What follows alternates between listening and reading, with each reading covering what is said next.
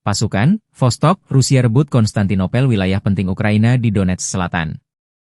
Kemenangan ini diumumkan militer Rusia 9 Maret. Konstantinopel direbut unit penyerang pasukan pengawal ke-29 dari kelompok militer Vostok. Saat ini, proses pembersihan dan konsolidasi wilayah sedang berlangsung. Di sektor barat dan selatan, pasukan berhasil maju lebih dari 2 km ke dalam wilayah musuh dan menguasai area sepanjang 1 km di garis depan. Lebih dari 35 personel Ukraina dilaporkan tewas dalam operasi ini. Selain itu, unit militer dari kelompok Timur Jauh berhasil merebut wilayah di sepanjang dasar Sungai Volchia, dengan kedalaman 1 km dan panjang 1,7 km di garis depan. Dalam pertempuran ini, lebih dari 15 personel Ukraina dilaporkan tewas. Di sisi barat, pertempuran sengit berlangsung di sekitar desa Burlatskoye dan Dneproenergia. Dalam 24 jam terakhir, Angkatan bersenjata Ukraina kehilangan 1 kendaraan lapis baja jenis Max Pro dan sekitar 30 prajurit.